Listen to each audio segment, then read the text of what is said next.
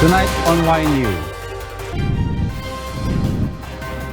the Department of Interior and Local Government wants to restore the Anti-subversion Act to counter the leftist group's recruitment among the youth. Philippine National Police Chief Police General Oscar Albayalde admits he accepted gifts but limited only to food items during special occasions.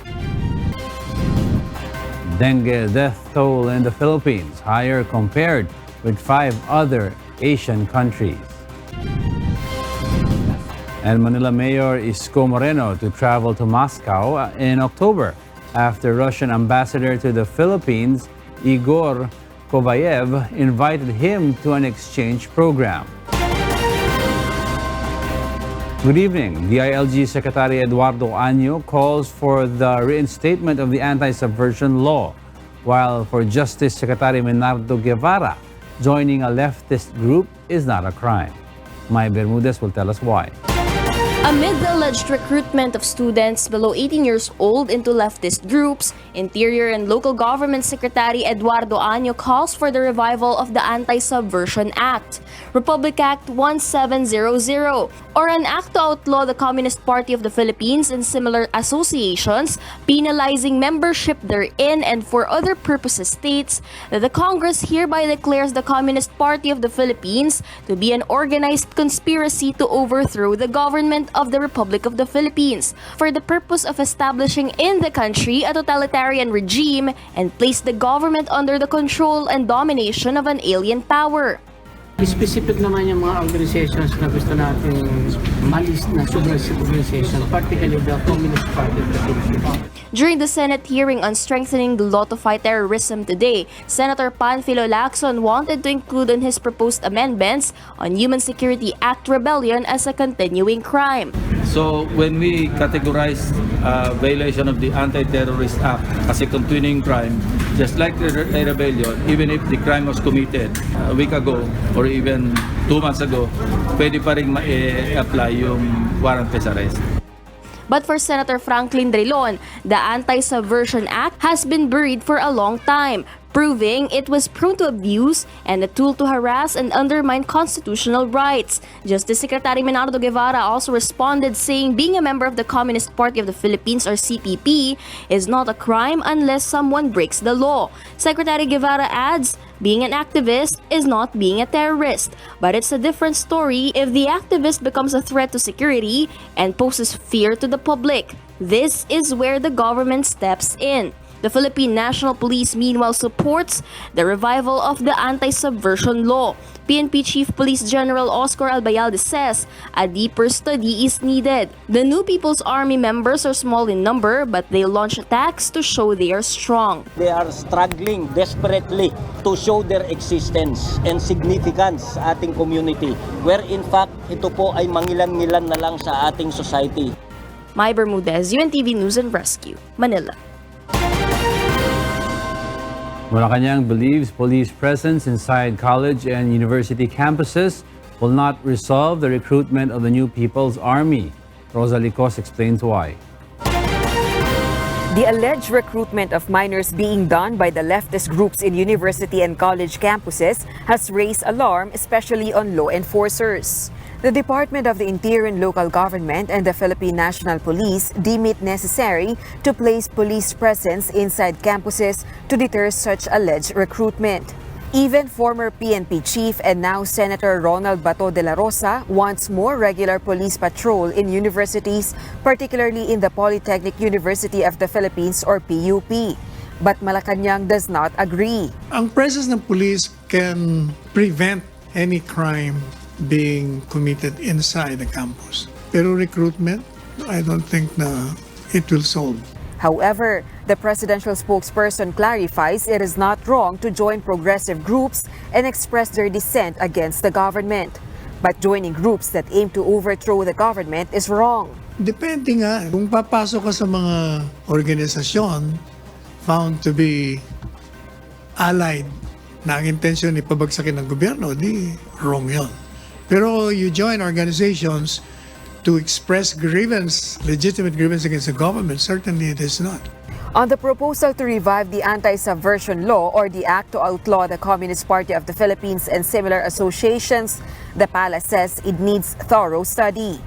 Parents are advised to guide their children properly as to which organizations to join. Rosa Licoz, UNTV News and Rescue, Malacañang. The Southern Luzon Command of the Philippine Army says that livelihood programs and infrastructure projects are a solution to the problem on recruitments into the new People's Army. Vincent Arboleda explains why. The Philippine Army sees poverty as one of the main reasons why the Communist Party of the Philippines New People's Army or CPP-NPA and the National Democratic Front are able to recruit followers in the country. For the Philippine Army Southern Luzon Command, with more infrastructure projects in the country, such recruitments will be lessened if not totally ended. This because projects like the construction of roads and ports and irrigation will help improve the quality of living of families in remote areas. Kaya yung mga NPA nakaka-recruit dahil may mga kababayan tayo na nasa laylayan, nasa remote areas na walang magandang hanap buhay, hindi mapakain yung pamilya nila ng 3 beses, yung mga anak nila hindi nag-aaral. Pero pag sila nakarating ang serbisyo natin sa kanila, palagi wala na marirecruit. The measure will also provide for a good opportunity for the government and stakeholders to hasten the delivery of programs and services like livelihood programs, medical missions, and assistance to farmers like new farming technologies and low-interest loans. Kaya po sila napunta sa kaliwa sapagkat hindi po sila kumikita. Ang napaka-importante po sa ating magsasaka ay magkaroon ng marangal na hanap buhay at na sila ay kumita, mapag-aral nila kanilang mga anak at nang umasenso. Regular discussions between the Philippine Army, local agencies, stakeholders, and media personnel will be conducted to monitor the services and programs to achieve peace. Vincent Arboleda, UNTV News and Rescue, Philippines. The Philippine National Police Chief Police General Oscar Albayalde admits he accepts food like lechon during special occasions. He says a small token or gift with insignificant value is acceptable as long as the donor does not ask for anything in return. Victor Cosare will tell us why. Senator Ronald Bato de la Rosa is not only the PNP chief who received gifts as tokens of appreciation. Even PNP Chief Police General Oscar Albayalde admits he also receives foods like lechon during special occasions like anniversaries or birthdays. General Albayalde says lechon is more costly than a Lacoste shirt and he is not a hypocrite to deny that. Ito yung pagkain. Yes, yes, of course. During anniversaries, we all accept food, no? Because mga pagkain, mapalitsyon. Yes, I'll not be hypocrite. Hindi ako hypocrite tao, no? Kumain din ako ng lechon. But as to receiving Lacoste shirts, like what Senator De La Rosa did, he didn't directly admit it. Well, out of gratitude, kung minsan talagang may nagbibigay ng ganyan. And kung yung brand na yun na sinasabi mo, I don't think na sobrang mahal naman na yun. The PNP chief also said there is nothing wrong with accepting a small token as long as the donor doesn't ask for something in return, such as a position or promotion. Extravagant gifts like cars and a house and lot are not acceptable. In a statement, Interior Secretary Eduardo Año says policemen and DILG personnel may face criminal and administrative charges if they solicit money and accept gifts directly or indirectly. While according to General Albayalde, many cops are facing raps now because of accepting money. In our own effort, inabolish namin yung Counterintelligence Task Force at pinalitan namin ng Integrity Monitoring Enforcement Group, which is a National Support Unit, National Operating Support Unit, to go after these corrupt personnel in our ranks. Victor Cosare, UNTV News and Rescue, Philippines. President Rodrigo Duterte's recent statement about police personnel receiving gifts has sparked discussions. But what does the law say about this? Find that out from Hardin Delgado. Well, basta kung bigyan kayo, tanggapin ninyo. It is not bribery because it cannot be bribery because it is allowed by law. What I mean, if there is generosity in them, sabi ng anti-graft, you cannot accept gifts. Kalukuhan. This was the statement of President Duterte that made headlines for days. For the chief executive, it is fine for the police to receive gifts as long as it is done out of gratitude or generosity. But what does the law say on the acceptance of gifts among public officials? The Civil Service Commission says there are two laws concerning the conduct of all public officials. Republic Act number 6713, or the Code of Conduct and Ethical Standards for Public Officials and Employees, prohibits accepting or soliciting any gift or favor, either directly or indirectly. Meanwhile, Republic Act number 3019, or the Anti-Graft and Corrupt Practices Act, also prohibits public officials from direct or indirect requesting or receiving any gift from others. However, the Department of the Interior and Local Government, or DILG, say there are exceptions stated in the law, which is the unsolicited gifts or presents of small or insignificant value offered as an ordinary token of gratitude or friendship. But the department stresses all members of the police and employees of DILG will be held criminally and administratively liable if they will be proven receiving or soliciting gifts of monetary value from people they serve or transact with in their official functions, as mandated in their memorandum circular released in 2016. Senator Panfilo Lacson also aired his sentiment, saying that insatiable greed starts with simple graft, which could be more addicting than drugs. However, some people have different views on the issue. Hindi ako sangayon doon. Yun nga, magiging daan na parang corruption na rin. Magiging tamad sila, aasa naman ganun. Po, okay lang na tumanggap yung pulis ng regalo. Lalo naman na po kung may ginawa talaga silang tama. Pero depende kasi sa pulis kung yung pulis may mabuting kalooban. Harleen Delgado, UNTV News and Rescue, Quezon City. Welcome back to Y News. We pick up to where Angelo Castro III left off. I'm Alex Baltazar, and here are the headlines. Senate Majority Leader Vicente Soto III pushes for no parking zones in Metro Manila streets as long-term solution to ease the worsening traffic congestion. President Rodrigo Duterte signs the Murang Kuryente Act into law. Dengue death toll in the Philippines higher compared with 5 other Asian countries. The House Committee on Ways and Means approves a bill that aims to raise excise taxes on alcohol. Manila Mayor Isko Moreno to travel to Moscow in October after Russian Ambassador to the Philippines Igor Kovayev invited him to an exchange program.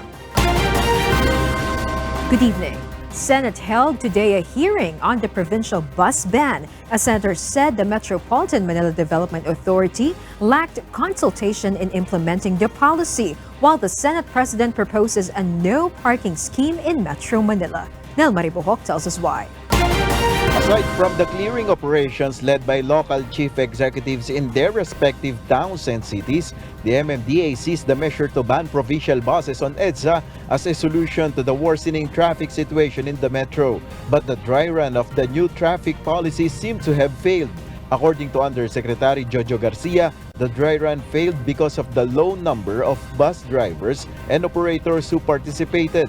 Hinighlight lang ng media kasi nga palpak yung dry run. So sabi nga namin, talagang palpak ang dry run dahil wala nakisali. Siguro out of the 100 operators, 5 lang. For Senator Grace Poe, the MMDA lacked consultations on the implementation of the ban. Imbis na i-ban nyo kaagad, bakit hindi kayo kumuha ng mga intermodal terminals within strategic areas dito sa may EDSA? Kung tatanggalin ninyo yung 43 or 45 provincial terminals along EDSA. Senate President Vicente Soto III, on the other hand, proposes to concerned agencies to just implement a no parking zone policy on major roads in the metro. Ang talagang solusyon to decongest EDSA is no parking Metro Manila. From the Makati, Manila side, all the way to Mandaluyong, sa Pilroas, Arroyo, Manila. Pag nalinis nyo yung bilib na ako. The MMDA for now awaits the Quezon City Regional Trial Court's decision on their motion for reconsideration after the court halted the implementation of the Provincial Bus Ban. Another proposal still to address heavy traffic is the transfer of government offices to areas outside Metro Manila. Nel Maribuhok, UNTV News and Rescue, Senate of the Philippines. The Quezon City government will ask mall owners to offer their parking spaces at night to resolve the problem with illegal parking in the locality. Residents are in favor of the proposal. Joan Nano explains why. The Quezon City government is planning to meet owners of the malls in the city to ask them if they could offer their parking spaces for rent at nighttime. According to Quezon City Traffic Chief Attorney Ariel Inton, this proposal aims to resolve the problem on illegal parking in the city. Since the mall opens at 10 in the morning, bago mag-open, makalikas na. So, ang mga challenge yan is number 1, kailangan kung may sisingilin, may mababa. No? Number 2, yung mga tao mismo, dapat masanay sa ganon. Konting lakad lang naman to. Diba? Residents in Quezon City are in favor of the proposal. Kasi kung doon sa mall, medyo safe ang parking mo. Imbis sa tapat ng bahay. Mas okay kasi kagaya nito. Ang ganda kaya, nung nag-clearing ito kahapon, mayroong taga Quezon City Hall, pumunta dito, ang linis-linis dito, wala yung mga sasakyan na yan. The local government is looking into leasing private lots to serve as parking space as well as constructing elevated parking lots. Earlier today, the city government continued their intensified clearing operations along Agham Road, where the Land Transportation Franchising and Regulatory Board or LTFRB has placed around 30 impounded vehicles. The clearing operations team also made rounds on various streets in Barangay Socorro, where some illegally parked vehicles were issued violation tickets. Owners of apprehended four-wheeled vehicles were penalized 5,000 pesos, while motorcycles were fined 1,500 pesos. Joan Nano, UNTV News and Rescue, Quezon City. President Rodrigo Duterte today signed Republic Act number 11371, or known as Murang Kuryente Act. This is a law reducing electricity rates by allocating a portion of the net national government share from the Malacañang natural gas project for the payment of the debt incurred by the National Power Corporation or NAPOCOR. The government debt was previously passed on to consumers as universal charge. The chief executive also signed Republic Act number 11361, or the Anti-Obstruction of Power Lines Act, which seeks to ensure the continuous and uninterrupted transmission and distribution of electricity. The law aims to prevent power outages. The Energy Regulatory Commission ordered the refund of 1.08 billion pesos to its customers following miscalculations in the net settlement surplus allocations from June 2018 to May 2019. In an order released on August 1, the ERC asked the Philippine Electricity Market Corporation or PEMC to make the necessary adjustments to the NSS allocations. Meralco clarified, however, that they function only as power distributor from the supply they get from the spot market operated by PEMC, and that they do not collect excess charges. Aside from this, the ERC also ordered the PEMC to refund the 321.36 million pesos to consumers covered by other distribution utilities, electric cooperatives, and their customers. The ERC expects the PEMC to immediately effect the refund not later than July 2019 billing period.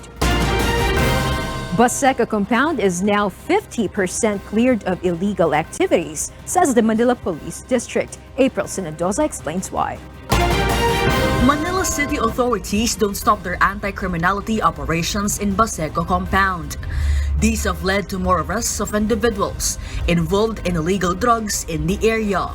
37 drug suspects were arrested in Baseco, according to the Manila Police District. So yung percentage, I would safely say na at least nabawasan ng kalahati sa ngayon dahil sa resulta nito. Manila Mayor Isko Moreno warned individuals involved in illegal activities in West Manila to stop or get out of the city. He says he will next clear barangays 275, 20105, 120, 128, 129, and 123. Stop doing these illegal activities or get out of the city of Manila. Hindi namin kayo kailangan dito sa lungsod. Hindi namin kayo papayagan na babuyin ang mga mahihirap naming komunidad. At diyan kayo magkukubli. Authorities were also able to confiscate 63 loose firearms and 15 illegal fruit and video carrera machines. Meanwhile, the Department of Interior and Local Government will acquire evidence from authorities to prove if barangay officials fail to do their duties.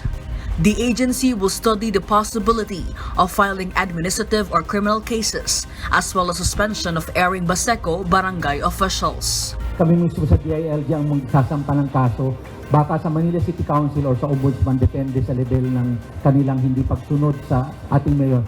According to the DILG, a barangay captain must be apolitical since an elected official is under the supervision of a mayor. April Senedoza, UNTV News and Rescue, Manila.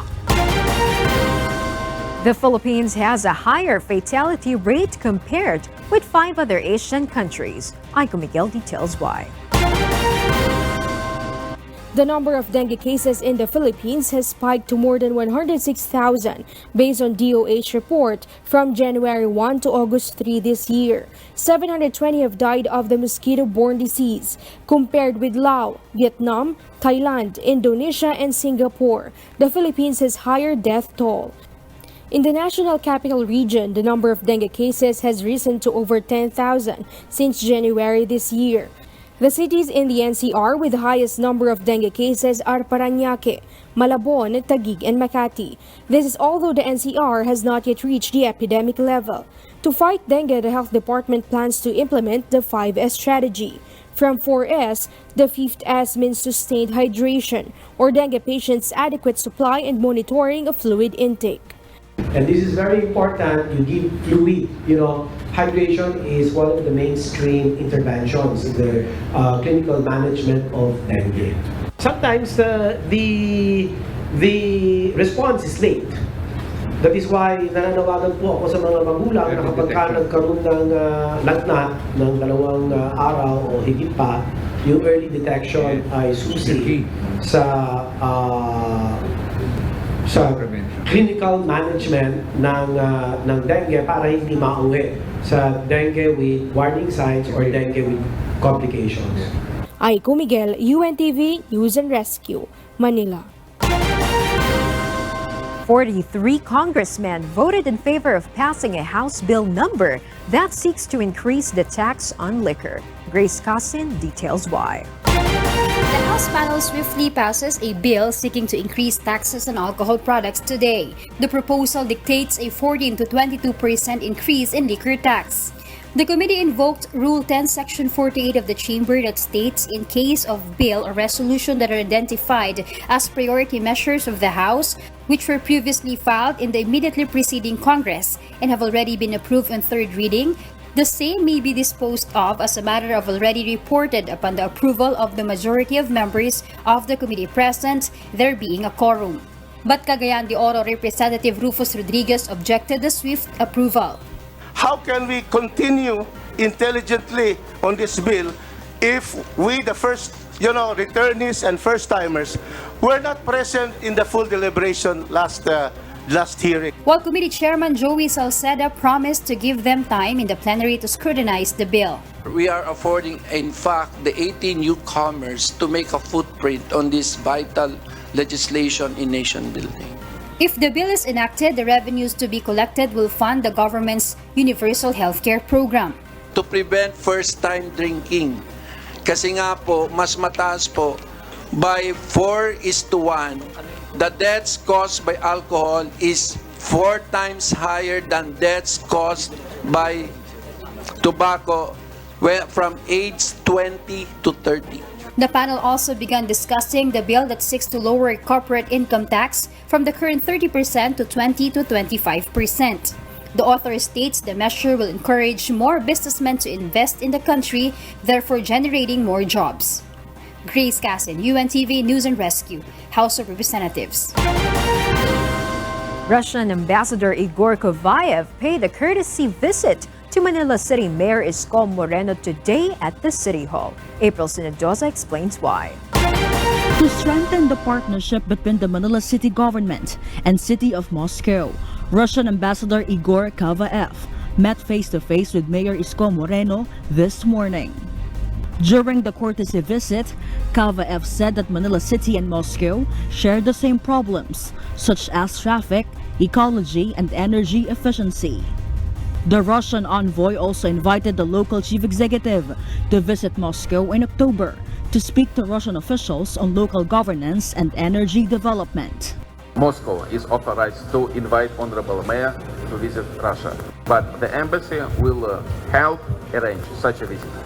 Russia, for that matter, is an energy superpower. They have all kinds of source of energy, and especially they have technologies also that we can adapt with regard to renewable energy.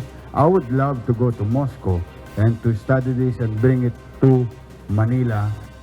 Mayor Moreno was also told to send Manila-based teachers and students to attend the International Olympiad of Metropolises in Moscow between August and September 2019. April Sinadoza, UNTV News and Rescue, Manila.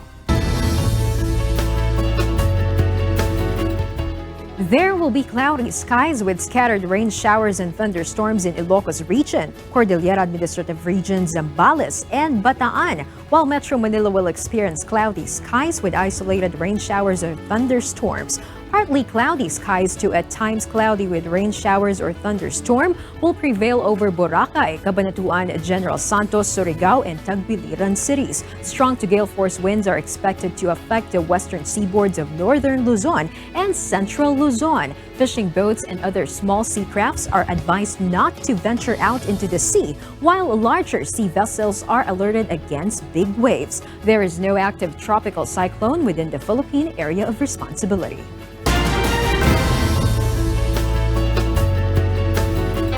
Bee therapy in Lithuania claims to soothe pain and treat ailments with the energy created by the bees flapping their wings. Nina Armilio will tell us why.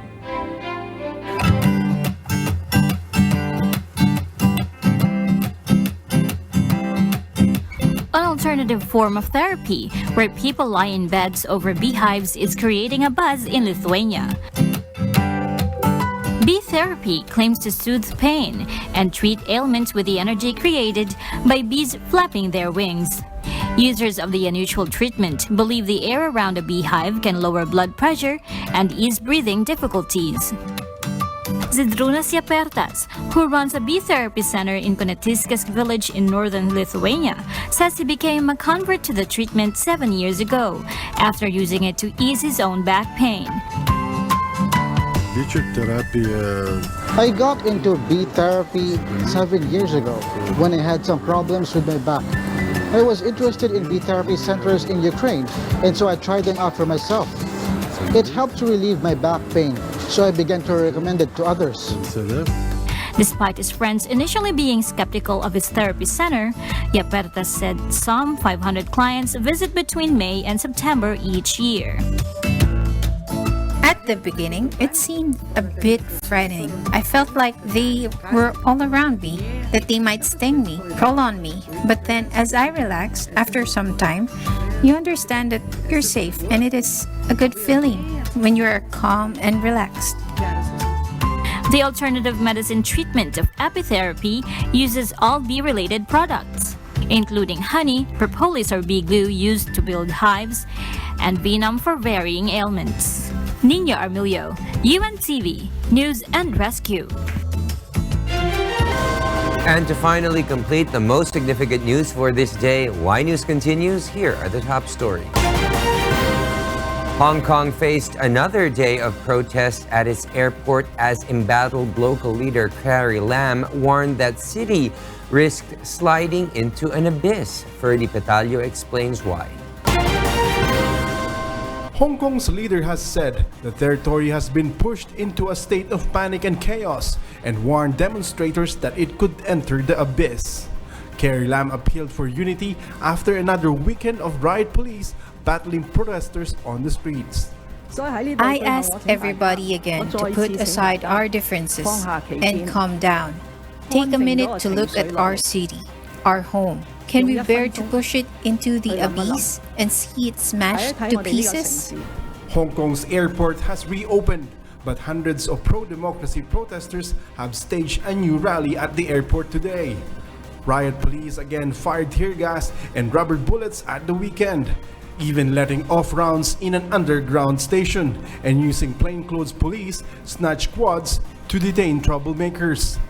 She also defended the police against claims they nearly caused a stampede when they fired tear gas in Taikoo Station, with children and elderly people reportedly gassed.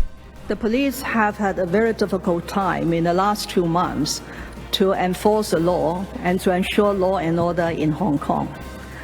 As everyone will observe, they are under extremely difficult circumstances. One woman is in danger of losing the sight in an eye after she was hit by a tear gas round at the weekend. Hong Kong's leader also repeatedly evaded a question on whether she has the power to withdraw the controversial extradition bill or whether she must get Beijing's agreement. Do you have the autonomy or not to withdraw the extradition bill, please? The second point I want to make. Could you answer that specific question? In response to the various demands that we have heard, we have considered all factors and came up with a response that we have rehearsed time and again over the last 2 months. Thank you very much. Do you have the autonomy or not to withdraw the extradition bill? Answer your question, please. You have not answered the question. You've evaded the question. Please, Chief Executive. Do you have the autonomy to withdraw the bill or not? Or does Beijing need to give approval on that? I have already answered the question. Lam has previously said the proposal is dead, but it has not yet been officially withdrawn.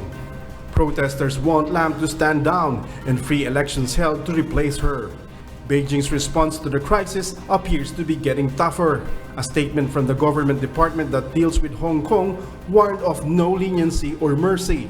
China's Hong Kong and Macau Affairs Office said on Monday that the situation was beginning to show the sprouts of terrorism, and it is an existential threat. Ferdy Petalio, UNTV News and Rescue, Hong Kong. Malacañang advises public to avoid traveling to Hong Kong because of violent demonstrations. Lee Palace says this is not the right time to visit the place. Hong Kong has been rocked by massive protests since June, which have led to violence, arrests, and injuries. The protests initially focused on a bill that would make it possible to extradite people from Hong Kong to mainland China, where the Communist Party controls the courts. Avoid muna going there. That's the advice. Okay. Kasi you're not sure whether you're going to reach Hong Kong in the first place.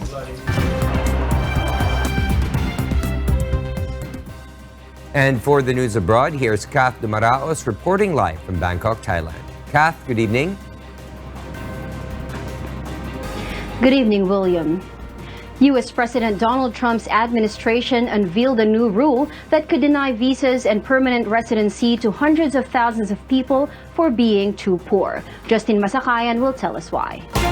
The Trump administration is implementing a new rule, changing green card criteria to more closely examine immigrants' financial resources. The long-anticipated rule, pushed by Trump's leading aide on immigration, Stephen Miller, takes effect October 15 and would reject applicants for temporary or permanent visas for failing to meet income standards or for receiving public assistance such as welfare, food stamps, public housing, or Medicaid.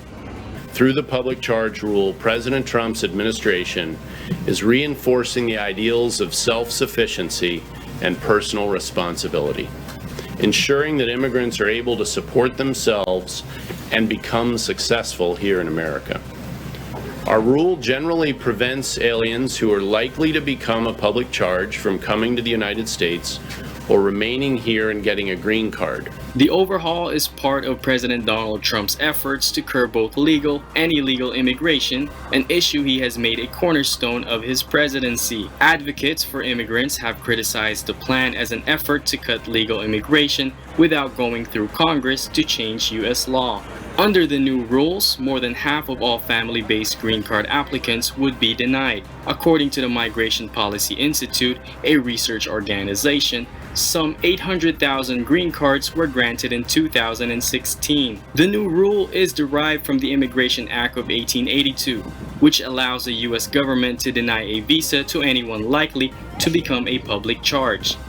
Immigration officers in recent years have defined visa applicants as a public charge if they are likely to become primarily dependent on government assistance. Most immigrants are ineligible for the major aid programs until they get green cards, but the new rule published by the Department of Homeland Security expands the definition of a public charge that stands to disqualify more people. Applicants will now need to show higher levels of income to get a visa, and the rule greatly expands the list of government benefits that would disqualify them from obtaining U.S. residency. Immigrant advocates have expressed concern the rule could negatively affect public health by dissuading immigrants from using health or food aid to which they or their children are entitled. Justin Malacañang, UNTV News and Rescue.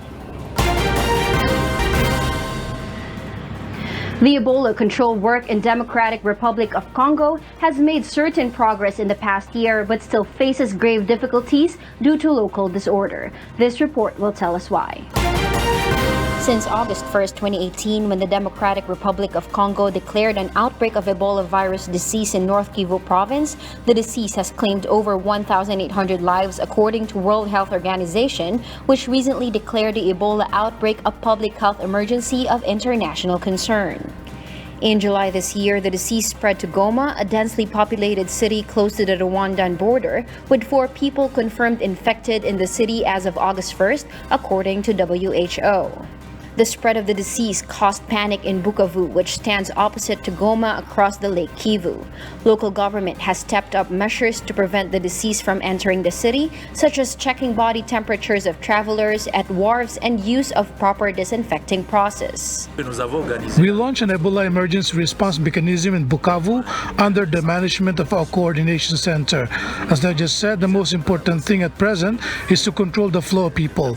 There are about 1,500 people who travel from Goma to Bukavu via the Lake Kivu. We have set up checkpoints to examine the travelers upon their arrivals and check their body temperature. If any of them is found with suspicious symptoms, we will immediately quarantine him or her to prevent an Ebola outbreak in Bukavu. The government measures has not only helped with the disease prevention but has gone a long way in also relieving people's fear. However, political unrest in the country and the military conflicts in some regions have affected the Ebola control efforts. Some militants even threatened to attack Ebola prevention staff. Scared by the armed conflicts and the Ebola outbreak, some residents of the affected regions have fled to nearby provinces, which has further increased the difficulty of the control work. The problem of Ebola is very complicated, as the situation of the affected area is quite complex with fierce armed conflicts and insecurity. ADF, an armed group of Ugandan origin, has committed many atrocities in the area, especially in Beni, which makes the response mechanism hard to take effect. Kat Dumaraos, UNTV News and Rescue. Malaysia's police said a body of a woman was found in the jungle today near where Irish teen Nora Ann Coireen went missing. Police said the body was found around 2:30 p.m. about 2 kilometers from the Dusun Resort where Coireen was last seen. Search and rescue personnel were scaling up their search efforts after a local reported a fresh lead to the police regarding the missing 15-year-old. Malaysia's Sembilan State Police Chief Muhammad Mat Yusof said that as of now they cannot confirm the identity of the body. They have contacted the forensic and pathology team to investigate and determine who the woman was. Portugal has started rationing petrol as a precaution after thousands of lorry drivers began an open-ended strike over pay. Meanwhile, nearly 200 people are feared to have died and nearly 1 million others have been forced to leave their homes following floods in southern India. Jovic Burmas will tell us why.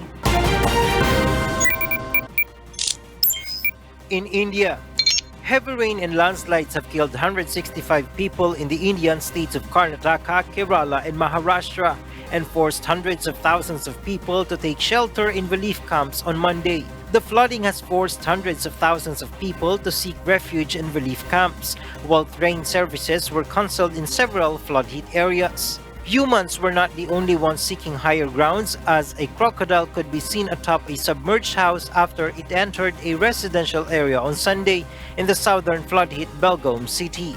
While Karnataka, Kerala, and Maharashtra have been the worst hit this year, several other states including Gujarat, Assam, and Bihar have also seen heavy damage due to floods. In Switzerland, a man and 6-year-old girl are missing after their car was swept away by a torrent of mud triggered by a flash flood in southwestern Switzerland, police in Valais Canton said on Monday, as dozens of rescue workers continued to search. The violent storm and mudslide on Sunday evening caused the Lucense River to overflow, carrying with it 2 vehicles, including one that was empty and was later found wrecked. It was not clear whether the 37-year-old man and the girl are father and daughter. Authorities said on Monday they consider there is no chance of finding the missing persons alive. The mudslide caused by the violent storm also caused damage in the vineyards and on the roads and bridges.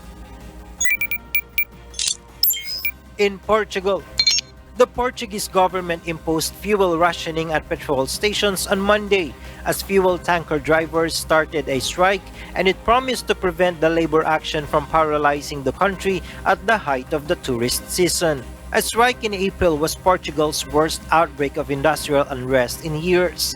Tanker drivers decided to stop work for the second time this year after talks with their employers over better pay and workers' rights failed. The socialist government declared an energy crisis on Friday ahead of the strike, allowing it to ensure full supplies to ports, hospitals, airports, and other priority users. The fuel rationing for the public restricts drivers to a maximum of 15 liters of petrol or diesel per filling at specially designated stations covered by the government-decreed minimum services scheme, and 25 liters at all other stations.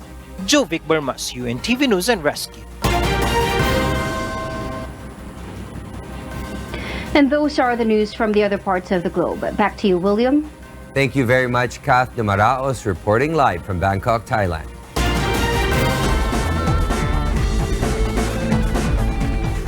The marathon race at the Tokyo 2020 Paralympics will start 30 minutes earlier than originally scheduled as part of the organizers' efforts to tackle the heat threat to athletes and fans in the Japanese capital. With less than a year to go until the start of the Olympics, the Games' ability to contend with extreme heat is a key to talking points, particularly after a worker at a Tokyo 2020 construction site died on Thursday with heat stroke suspected as the cause. Soaring temperatures have killed at least 57 people across Japan since late July, highlighting the possible health threat to athletes and fans. Tickets for the Paralympics will go on sale for Japanese residents in a lottery starting on August 22nd, with ticket prices for groups and families starting for as little as 500 yen or more than 200 pesos. The low-price tickets are aimed at under 12 children and those with disabilities in a bid to boost attendance and interest in the Games. The most expensive tickets are for the opening ceremony on August 25. The highest category will be 150,000 yen or more than 70,000 pesos, while the costliest sports are the finals of the swimming and wheelchair basketball.